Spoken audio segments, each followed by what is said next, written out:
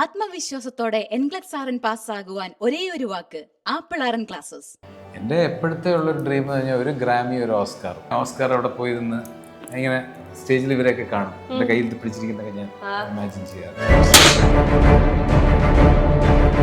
നമ്മുടെ സ്റ്റേറ്റ് അവിടെ കത്തുന്ന വാങ്ങിക്കില്ല എന്നല്ല, വാങ്ങിക്കും. അത് കിട്ടിയ പുളിക്കൊന്നുമില്ല. സ്റ്റാർ സിംഗറിലാണല്ലോ, അപ്പൊ ചേച്ചിയുണ്ട്, ചിത്ര ചേച്ചിയുണ്ട്. ചേട്ടാ ചേച്ചി അടുത്തിരിപ്പുണ്ട്. ചേച്ചി നല്ല കോമഡി പറയും കേട്ടോ. ചിലത് ചേച്ചി എന്നത് ചേച്ചിക്ക് പറയാനൊരു മടി, കാരണം എന്റെ ചെവി പറഞ്ഞിരുന്നു അത് അടിച്ചു കഴിഞ്ഞ് ചെയ്യാൻ നേരത്ത് ഞാൻ ചേച്ചി പറഞ്ഞു തന്നെയാണ്. ശ്രീകാന്തിന്റെ വീഡിയോസിൽ എപ്പോഴും തോന്നുന്നു ഭയങ്കര അപ്ഡേറ്റഡ് ആണ്. അതായത് T20 നടന്നിരുന്നപ്പോ തന്നെ എത്ര വീഡിയോസ് ചെയ്തിരുന്നത്. പെയിന്റ് അടിക്കാൻ ഒരാള്, ചുരണ്ടാൻ ഒരാള്, ഓരോ ക്രിക്കറ്റേഴ്സാ. അതായത് ഇതൊക്കെ കാണുമ്പോ അവര് ശരിക്കും വന്നിരുന്ന ചുരണ്ടുന്നൊക്കെ നമ്മൾ ആലോചിക്കും. കോഹ്ലിയൊക്കെ ഇരുന്ന് ചുരണ്ടെന്ന് ആലോചിക്കും. നിങ്ങളുടെ ഫിനാൻസുകളൊക്കെ ഓരോരുത്തരും ഓരോ രീതിയിലായിരിക്കുമല്ലോ ഫൈനാൻസ് മാനേജ് ചെയ്യുന്നത്. ചിലര് റിയൽ എസ്റ്റേറ്റിലായിരിക്കും, ചിലർ ഷെയർ മാർക്കറ്റുകളിലായിരിക്കും. എന്നെ ചൂണ്ടിക്കാണിക്കുന്നുണ്ട്. റിയൽ എസ്റ്റേറ്റ് അറിഞ്ഞിട്ടുണ്ട്. ഇത് നമ്മൾ പറഞ്ഞ ബ്രാൻഡിങ് ആയിട്ട് താഴെ വല്ല പോവാൻ ഉദ്ദേശമുണ്ടോ? നിങ്ങൾ അങ്ങനെ സാമ്പത്തിക ബുദ്ധിമുട്ടുകൾ നേരിടുന്ന എങ്കിൽ ഞങ്ങളുടെ ഇത് ട്രൈ ചെയ്തു പറയാൻ പറ്റില്ല. അതിന്റെ ഇടയിൽ ഇവിടെ ബ്രാൻഡിങ് കഴിക്കും.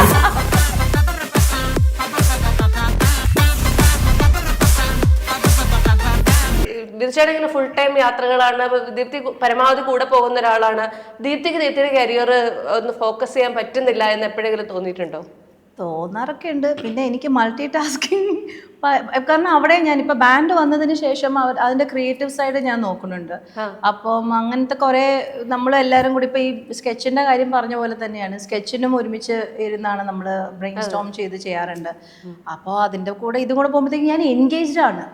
അപ്പോൾ അത് കാരണം എന്താന്ന് വെച്ച് കഴിഞ്ഞാൽ ഞാൻ കോംപ്രമൈസ് ചെയ്യുന്നത് എന്റെ ഡാൻസ് ക്ലാസ്സും കാര്യങ്ങളും, കാരണം ഞാൻ സ്ഥലത്തേ ഇല്ല. അപ്പൊ അങ്ങനെ വരുമ്പോഴത്തേക്ക് അത് ചെയ്യില്ല. പിന്നെ തിരിച്ചു വന്നു കഴിഞ്ഞിട്ട് ഒരു പ്രോഗ്രാം ഒക്കെ വരുമ്പോഴത്തേക്ക് എനിക്ക് മനസാക്ഷി കുത്താ. മത്തായിച്ചന നമ്മുടെ ബാൻഡിൽ നമ്മുടെ പിള്ളേര് വിളിക്കുന്ന മത്തായിച്ച എന്ന് വിളിച്ച അമ്മ ഇതാക്കുന്നത്. അപ്പൊ നമ്മളൊക്കെ ഇടയ്ക്ക് പറയും, പറഞ്ഞ പോലെ ഫുള്ളി അത്. അതായത് നമുക്കൊരു ബ്ലെസ്സിങ് ആണ് കംപ്ലീറ്റ് എല്ലാ കാര്യങ്ങളും ദീപ്തി നോക്കി പോകുന്നു. സ്കെച്ചിന്റെ ആവട്ടെ ബാൻഡിന്റെ ആവട്ടെ എല്ലാ കാര്യങ്ങളും. അപ്പൊ നമ്മൾ പിള്ളേരാണെങ്കിൽ പോലും ഞാനാണെങ്കിൽ പോലും ഓർമ്മിപ്പിക്കും, ചേച്ചിയുടെ ഡാൻസ് നമുക്ക് വീഡിയോ ചെയ്യണ്ടേ, നമുക്ക് കുഴപ്പമുണ്ട്. ഇങ്ങനെ ഇടയ്ക്കിടയ്ക്ക് അവന്മാരും. അതെ, ഞാൻ ഇവരുടെ കൺസോളിൽ നിന്നിട്ടാ നീ ലൈറ്റ് കുറച്ച് ഇപ്പുറത്തോട്ട് നിന്ന് നീ അവിടെ ദീപ്തി ചേച്ചി പ്രാക്ടീസ് ചെയ്തോണേ എന്ന് പറഞ്ഞാൽ നടക്കുവോ? ഇല്ല. അപ്പൊ അത് കഴിഞ്ഞിട്ട് നമ്മൾ, കാരണം വെച്ച് കഴിഞ്ഞാൽ അത് അതിന്റെ രീതിയിൽ വൃത്തിക്ക് നടക്കണമെങ്കിൽ നമ്മളെവിടെ, ഞാനെ പറ്റി ആലോചിക്കാറില്ല അധികം. അങ്ങനെ കുറെ നാളൊക്കെ കഴിഞ്ഞിട്ട് ഇങ്ങനെ പതുക്കെ നമ്മുടെ ഗാലറി ഒക്കെ എടുത്ത് നോക്കുമ്പോ നാളായി ചെയ്തിട്ട് ഇടയ്ക്ക് പ്രാക്ടീസ് ഉണ്ട്. ചില സമയം വീട്ടിലുള്ള സമയത്തൊക്കെ ഈ പറഞ്ഞ കണക്ക് പ്രാക്ടീസും കാര്യങ്ങളും ക്ലാസ്സസും അങ്ങനെ പോകുന്നുണ്ട്. പക്ഷെ എനിക്ക് സ്റ്റേജിലോട്ട് പോകുന്നതിന് മുമ്പ്, കാരണം ഞാൻ അത്രയും ഇൻവെസ്റ്റ് ചെയ്തിരുന്നതാ ഡാൻസിൽ, അത്രയും ടൈം ഇൻവെസ്റ്റ് ചെയ്തിട്ട് ഇപ്പൊ ഒരു ഷോ വരുന്നുണ്ട് തലേന്ന് 2 ദിവസം കൊണ്ട് പ്രാക്ടീസ് ചെയ്ത് കയറുന്നത് എനിക്കത് ഒരു എത്തിക്കലി എത്ര ശരിയായിട്ട് തോന്നാത്തതുകൊണ്ട് ഞാനത് ചെയ്യാൻ പോകാറില്ല. പാട്ടുകാർക്ക് ഭയങ്കര ഒരു ബ്ലെസ്സിങ് ആണ്. അതായത് വെച്ചാൽ ഇപ്പൊ ഞാനത് പണ്ട് യൂത്ത് ഫെസ്റ്റിവൽ ഇപ്പൊ ദീപ്തിയുടെ സീനിയേഴ്സ് ആണെങ്കിൽ പോലും ഞാൻ കണ്ടിട്ടുള്ള ഒരു കാര്യമാണ്. അത് ഞാനൊക്കെ എന്ന് പറയുന്നത് പറമ്പിൽ കളിച്ചുകൊണ്ട് നിന്നിട്ട് അല്ലെങ്കിൽ നിന്ന വേഷത്തിലൊക്കെ ഓടിപ്പോയി വിളിക്കുമ്പോൾ ഓടിപ്പോയി പാട്ടുപാടി തിരിച്ചിങ്ങി ഇറങ്ങി വരും. ഇവർക്ക് എത്ര മണിക്കൂർ മുമ്പ് ഈ മേക്കപ്പ് ചെയ്യുന്നതെന്നറിയാം. അതായത് മേക്കപ്പ് ഒക്കെ ചെയ്ത് കഴിഞ്ഞാൽ ഇവർക്ക് ടോയ്ലറ്റിൽ പോകാൻ പറ്റില്ല, ആഹാരം കഴിക്കാൻ പറ്റില്ല. ഇതെല്ലാം ചെയ്ത് കഴിഞ്ഞിട്ട് ഞാൻ പലപ്പോഴും കണ്ടിട്ടുണ്ട് ഇങ്ങനെ ഫുഡൊക്കെ അവിടെ ഇവിടെയൊക്കെ തൊടാതെ ഇങ്ങനെ വാരി കൊടുക്കുന്നത്.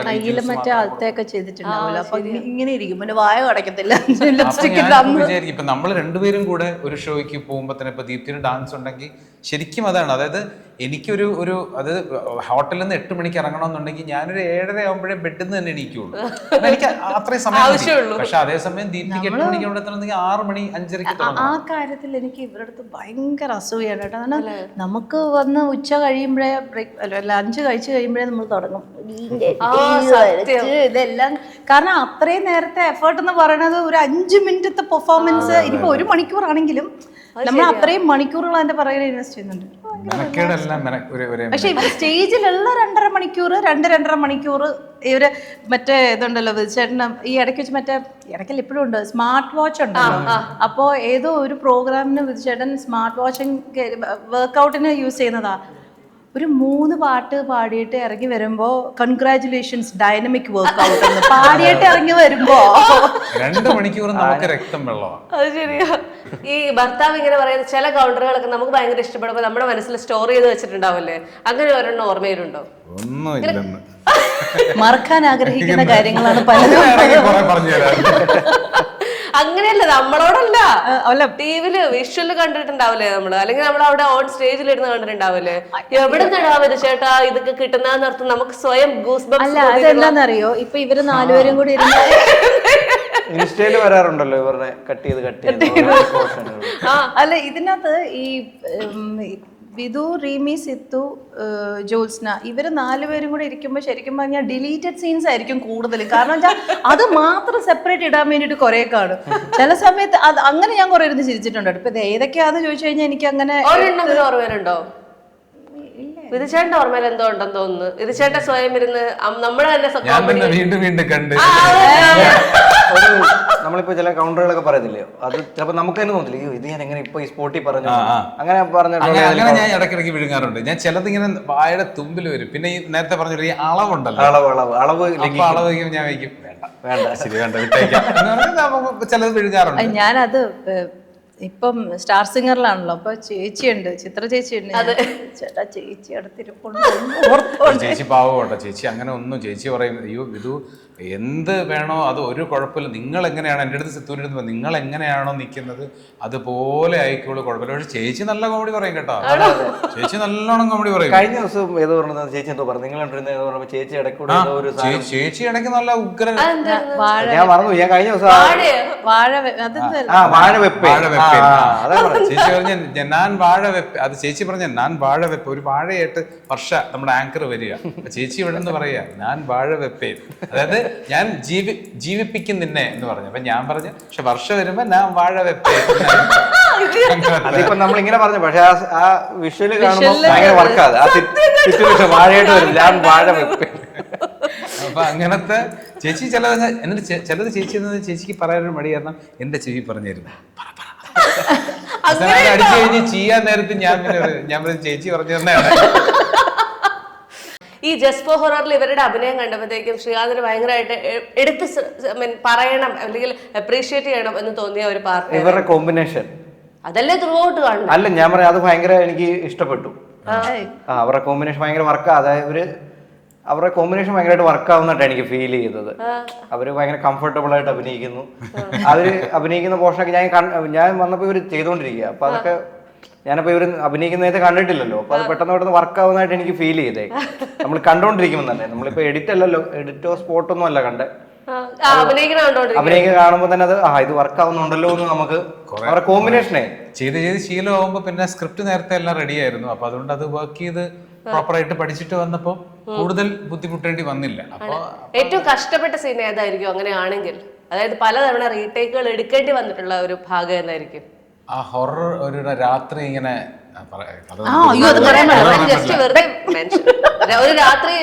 രാത്രിയിലുള്ള ഒരു ഹൊറർ ഒരു സീനുണ്ട്. അതിങ്ങനെ ക്യാമറയും നമ്മളും ഒക്കെ അതിന്റെ ആ ഒരു താളം, നേരത്തെ പറഞ്ഞ ഒരു താളത്തിന് ഇങ്ങനെ മുമ്പോട്ട് പോകുന്ന ഒരു സീനുണ്ട്. അത് കുറച്ച് പണിയെടുത്തു. ആണോ? രണ്ടുപേർക്കും? നിങ്ങൾക്ക് രണ്ടാൾക്കും? അത് കോമ്പിനേഷൻ ആയിരുന്നു. വരുമ്പോ ഒരാൾക്ക് ബുദ്ധിമുട്ട് വന്നു കഴിഞ്ഞാൽ നമ്മളൊരു സീന് ഒരാള് ഇപ്പൊ നമുക്കത് കംഫർട്ടബിൾ ആയിട്ട് അതിനകത്ത് എന്താന്ന് വെച്ച് കഴിഞ്ഞാൽ ആ പെർട്ടിക്കുലർ ഷോട്ടില് ക്യാമറയും മൂവ് ചെയ്യുന്നുണ്ട്, അതിൽ ഒരു ഒബ്ജക്റ്റ് മൂവ് ചെയ്യണം. ഞങ്ങൾ രണ്ടുപേരും സ്റ്റാറ്റിക് ആണ്. അപ്പോൾ ക്യാമറ ഇന്ന സ്ഥലം വരെ എത്തിക്കഴിയുമ്പോഴേ ആ ഒബ്ജക്റ്റ് മൂവ് ചെയ്യാവോ. ആ ടൈമിങ് മാറി കഴിഞ്ഞു കഴിഞ്ഞാൽ ഞങ്ങൾക്ക് ആക്ച്വലി ഒന്നും ചെയ്യാനില്ല, ഞങ്ങൾ നിന്നാൽ മതി. പക്ഷെ അവിടെ ആ കറക്റ്റ് എല്ലാ സാധനം, പിന്നെ ഇത് മൂവ് ചെയ്ത് കഴിയുമ്പം ഞാനിത് കാണണം. അപ്പൊ ഇതെല്ലാം കൂടെ ഇതെല്ലാം ഒരുമിച്ച് വന്നപ്പോ കുറച്ച് സമയം എടുത്തു. നോർമലി അങ്ങനെ സീനുകളെല്ലാം കുറച്ച് സമയം എടുക്കാറുണ്ട്. അതിന്റേതായ ഒരു ഇത് കണ്ടോ, എന്ത് പറഞ്ഞാലും ഞാനിവിടെ സപ്പോർട്ട് ചെയ്യാനിരിക്കും. അല്ല ഞാൻ പറഞ്ഞ ഈ സംഭവം നമ്മളിപ്പോ സിനിമയിലൊക്കെ അഭിനയിക്കാൻ പോവാണെങ്കിലും ഇങ്ങനെ ഒരുപാട് കാര്യങ്ങൾ ചെയ്തു വരുന്ന സമയത്ത് എന്തെങ്കിലുമൊക്കെ ഒരു ടെക്നിക്കൽ മിസ്റ്റേക്ക് അല്ലെങ്കിൽ ഏതെങ്കിലും ഒരു ആർട്ടിസ്റ്റിന് നോർമൽ മിസ്റ്റേക്കുകൾ പറ്റും. അതങ്ങനെ ഞാൻ പറഞ്ഞ അങ്ങനത്തെ സീനുകൾ കുറച്ച് സമയം എടുക്കും. നമ്മൾ കുറെ കാര്യങ്ങൾ മൂവ് ചെയ്തുകൊണ്ട് ചെയ്യുന്ന സമയത്ത്. പക്ഷെ അവിടെയാണ് നമ്മുടെ ഒരു മൂവി ടീം തന്നെ ആയിരുന്നു. ടീം തന്നെ ആയിരുന്നു. അപ്പൊ അതിന്റെ ഒരു ക്വാളിറ്റി ഉണ്ടായിരുന്നു വർക്കുകൾക്കൊക്കെ അല്ലേ. നമ്മള് അങ്ങനെ ഒരു ഫുള്ളൊരു സിനിമ ടീം ആയതുകൊണ്ട് തന്നെ അതിന്റെ ആ ഒരു ക്വാളിറ്റി ഉണ്ടായിരുന്നു വർക്കിനൊക്കെ. നമ്മള് ഒരു റീല് ഭയങ്കര വിവാദമായത് ഓർക്കുണ്ടോ? ആപ് കൈസേഹോടെ റീല്, ആപ് കൈസേഹ എന്നൊരു സിനിമ ഇറങ്ങി. സിനിമ ധ്യാന്റെ സിനിമയാണ്. അപ്പൊ ധ്യാൻ എന്ന് പറയുന്നത് മറ്റേ ബോംബ് സ്റ്റാർ എന്നൊക്കെയാണ്.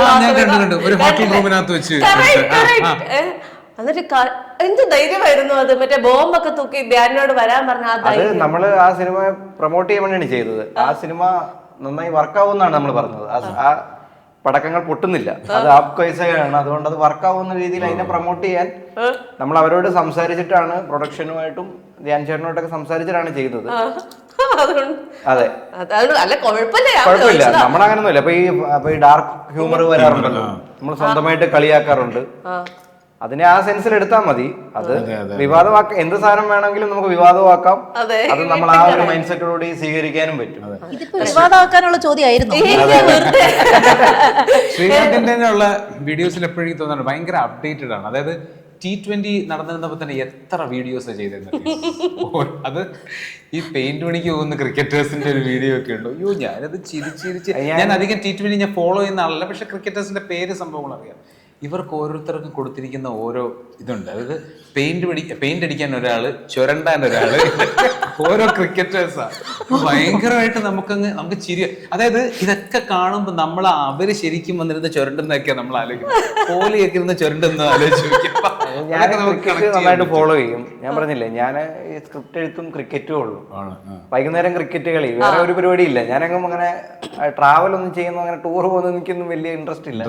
എന്തെങ്കിലും പുതിയതായിട്ട് എഴുതി ഉണ്ടാക്കുക, അതൊക്കെയാണ് നമ്മുടെ കിക്കായിട്ടുള്ളത്. പിന്നെ ക്രിക്കറ്റ് ഭയങ്കര ഇഷ്ടമാണ്. ഇനി വളരെ പേഴ്സണൽ ആയിട്ടൊരു കാര്യം ചോദിക്കട്ടെ.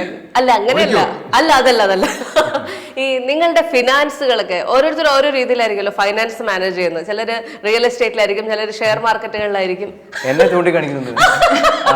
റിയൽ എസ്റ്റേറ്റ് അറിഞ്ഞിട്ടുണ്ട്. അതാണ്. അപ്പൊ നിങ്ങളൊക്കെ നിങ്ങളുടെ ഒരു ഫൈനാൻസസ് എങ്ങനെയാണ് മാനേജ് ചെയ്യുന്നത്? ഇത് നമ്മൾ പറഞ്ഞു കഴിയുമ്പോ ബ്രാൻഡിങ് ആയിട്ട് താഴെ വല്ല പോവാൻ ഉദ്ദേശമുണ്ടോ? ഇവിടെ കട്ടില് നമ്മളിങ്ങനെ പറഞ്ഞു കഴിയുമ്പോ നിങ്ങൾ അങ്ങനെ സാമ്പത്തിക ബുദ്ധിമുട്ടുകൾ നേരിടുന്നു എങ്കിൽ ഞങ്ങളുടെ ഇത് ട്രൈ ചെയ്തു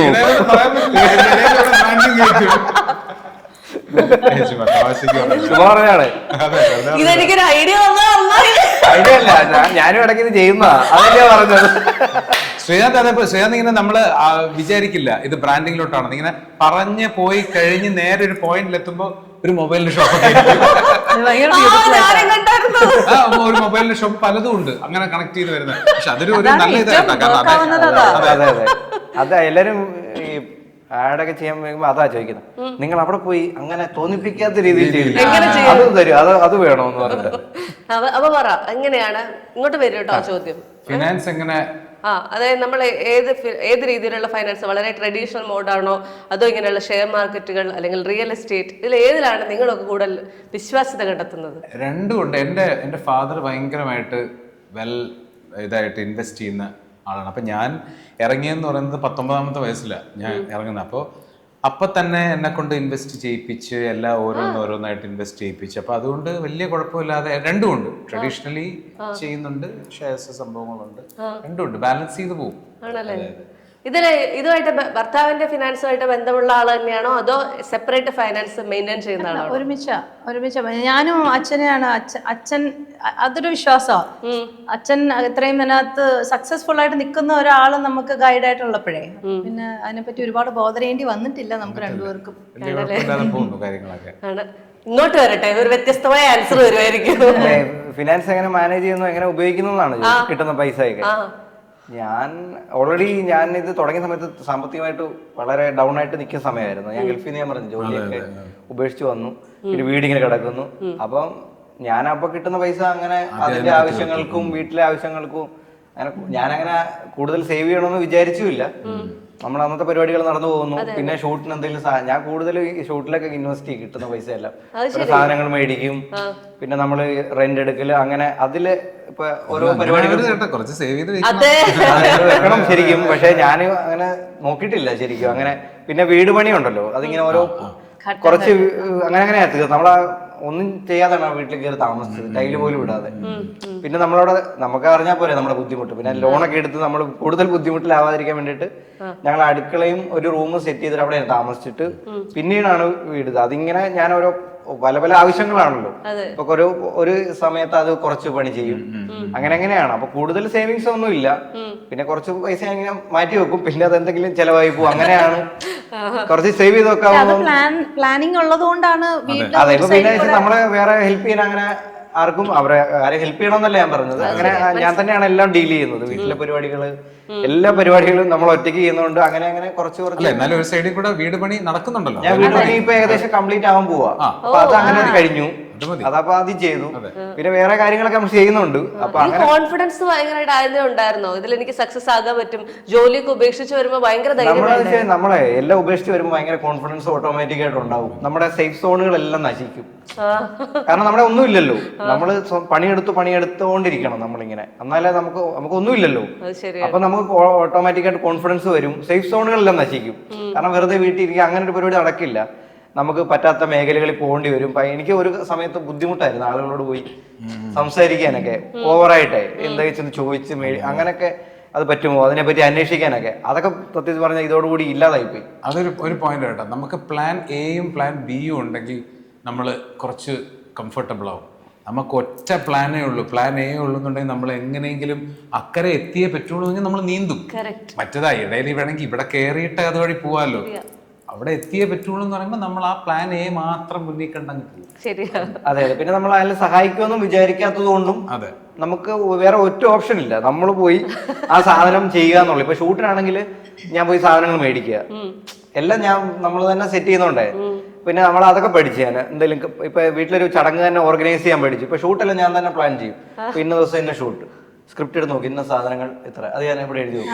എന്നിട്ട് ഒരു ദിവസം ഞാൻ ഈ സാധനങ്ങൾ എന്നിട്ട് പിറ്റേ ദിവസം അന്ന് എത്ര പേര് ഷൂട്ട് കാണും, അപ്പൊ അവരുടെ ഫുഡ്. അപ്പൊ നമ്മൾ രാവിലെ 10 മണിക്ക് തുടങ്ങി കഴിഞ്ഞാൽ 12 മണിയാകുമ്പോൾ ഇവിടെ ബ്രേക്ക് ആയിട്ട് ഫുഡ് കഴിച്ചിട്ട് വേണം ഷൂട്ട് ചെയ്യാൻ. ഷൂട്ട് ചെയ്ത് കഴിഞ്ഞിട്ട് പിന്നെ എത്ര നേരം എഡിറ്റിന് ഇരിക്കണം.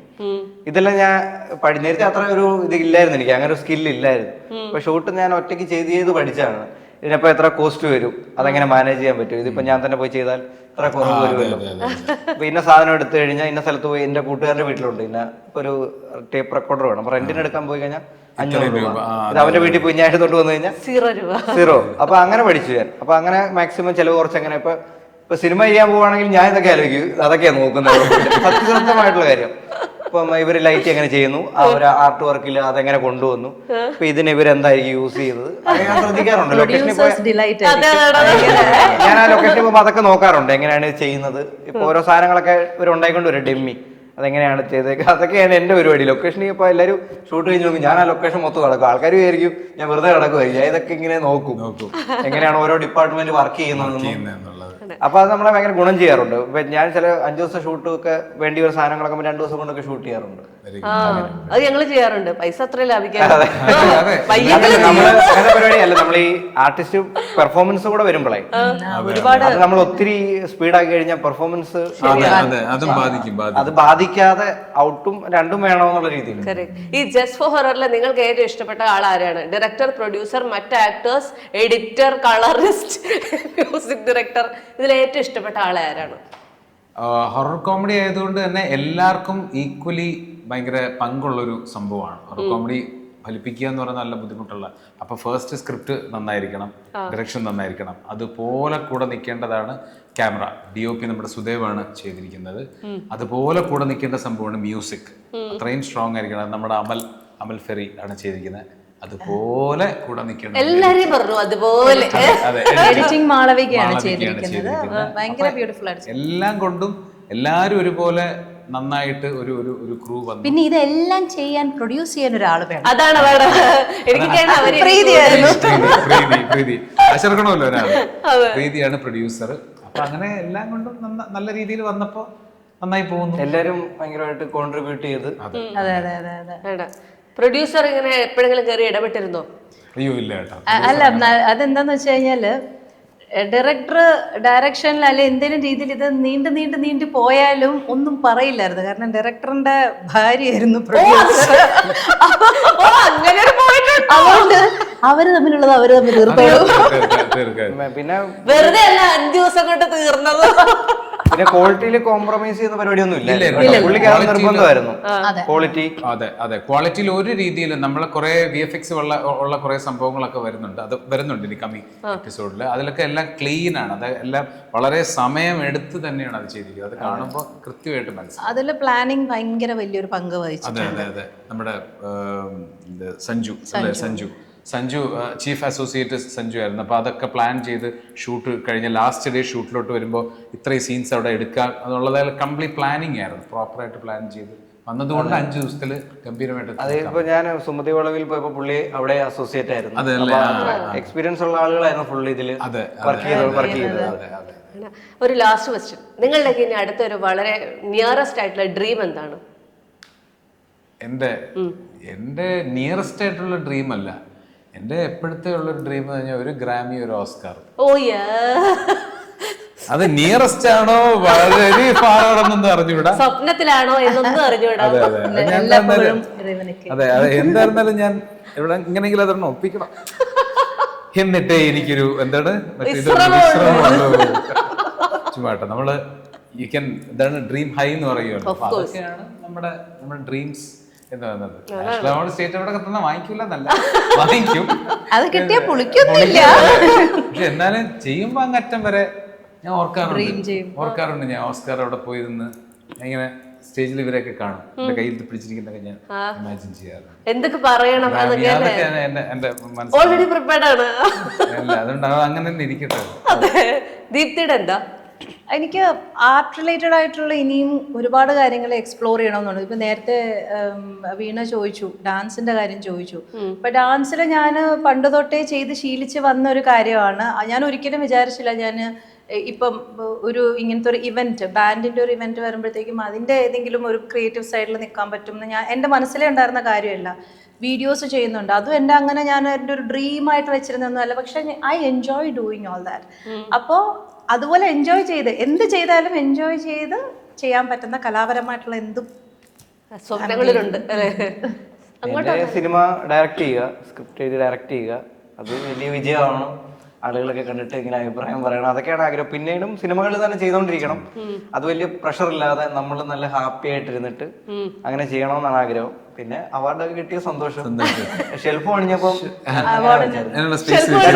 സൈസ് എങ്ങനെ വെക്കണേ ഇത് വെക്കത്തില്ല നമ്മുടെ റൂം ഇത് മൊമെന്റ് ഒക്കെ വെക്കും. അപ്പൊ ഞാൻ അളവ് എങ്ങനെയാന്ന് ചോദിച്ചു. അപ്പൊ ഞാൻ ഇങ്ങനെ നോക്കി, ഗൂഗിള് നോക്കി, സംസ്ഥാന അവാർഡ് അതിനേക്കാൾ ഒരു 2 ഇഞ്ച് കയറ്റി വെച്ചു. അല്ല ഇതൊക്കെ ആഗ്രഹങ്ങളാണ്. ഇങ്ങനെ ആഗ്രഹിച്ചാലേ ഇതൊക്കെ നടക്കൂ. അതെ അതെ. അപ്പൊ ഒന്ന് ആലോചിച്ചു, ഞാൻ ഇവിടെ നിന്ന് ഇങ്ങനെ പറയുന്നു എനിക്ക് ഗ്രാമി ഓസ്കാർ ഒക്കെ വേണം. ആഗ്രഹിക്കാൻ നമുക്ക് എന്തും ആഗ്രഹിക്കാമല്ലോ, അത് നമ്മുടെ ആഗ്രഹം അങ്ങനെ തന്നെ ഉണ്ടാവും. ഇപ്പൊ വലിയ വലിയ മഹാന്മാർക്ക് നമുക്ക് ഇവിടെ കിട്ടിയിട്ടുണ്ടല്ലോ അവാർഡുകളൊക്കെ. അപ്പൊ നമ്മൾ അതൊക്കെ കണ്ട് വളർന്നവരാണ്. അപ്പൊ നമ്മളും നമ്മുടെ ആഗ്രഹങ്ങളും അങ്ങനെയാണ്. ഇപ്പൊ സിനിമയിലാണെങ്കിൽ ഇപ്പൊ നാഷണൽ അവാർഡ് കിട്ടുക, അതൊക്കെ ആയിരിക്കും ആഗ്രഹിക്കാം.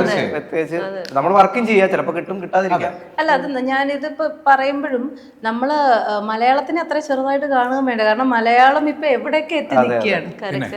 ഒരു ട്രാൻസ്ലേഷൻ പോലും ആവശ്യമില്ലാത്ത രീതിയിൽ മലയാളം ഇപ്പൊ മ്യൂസിക് ഫീൽഡിലാണെങ്കിൽ പോലും മലയാളമായിട്ട് തന്നെ പഠിച്ച് പാടുന്ന ആൾക്കാരുണ്ട്. ലൈക് ഫോറിനേഴ്സ് ഉണ്ട്, നമ്മൾ എത്രയോ ഇത് കാണുന്നുണ്ട്. പിന്നെ സ്വന്തമായിട്ട് പണിയെടുക്കുക, നമ്മളെ പറ്റിക്കാതിരിക്കുക. അത്യാവശ്യം നമ്മളെ പറ്റിക്കാതിരിക്കുക, നമ്മൾ പണിയെടുത്തോണ്ടിരിക്കുക അല്ലേ. നമ്മൾ ചുമ്മാ നമ്മളെ പറ്റിച്ച് ഞാൻ പണിയെടുക്കുന്നുണ്ടെന്ന് വിചാരിച്ചിരിക്കാതിരിക്കുക, പണിയെടുക്കുക ശരിക്കും. അത്രേ ഉള്ളു ചെയ്യാൻ. അതെ. അപ്പൊ നമ്മളൊരു യൂട്യൂബിലെ ഒരു ചെറിയ കുഞ്ഞു വെബ് സീരീസ് ആയ ജസ്റ്റ് ഫോർ ഹൊററിൽ നിന്ന് തുടങ്ങി അങ്ങ് ഓസ്കാർ എത്തിയല്ലേ. അതാണ്. പക്ഷെ ജസ്റ്റ് ഫോർ ഹൊറർ വളരെ ഓണസ്റ്റ്ലി സ്പീക്കിംഗ് എനിക്കതൊരു കുഞ്ഞു ഒരു സിനിമ പോലെ ഫീൽ ചെയ്തത്, ഒരു വെബ് സീരീസിനേക്കാളൊക്കെ അപ്പുറത്തേക്ക്. അപ്പൊ അങ്ങനെ ഒരു സാധനം ഇനി കൂടുതൽ എപ്പിസോഡുകൾ വരുമ്പോൾ കൂടുതൽ ക്യൂരിയോസിറ്റി ബിൽഡ് ചെയ്തുകൊണ്ടിരിക്കട്ടെ, ഗംഭീരമാകട്ടെ. Wishing you all the very best. അപ്പൊ നിങ്ങളെയൊക്കെ ഇനി വലിയ സിനിമാ സ്ക്രീനുകളിൽ നിറഞ്ഞു കാണാൻ സാധിക്കട്ടെ. Thank you so much. സിനിമയിലുണ്ടായിരുന്നു, അതുപോലെ കൂടുതൽ സിനിമകൾ കാണാൻ. Second hero 3 second. ശരി മകനെ, പോട്ടടാ.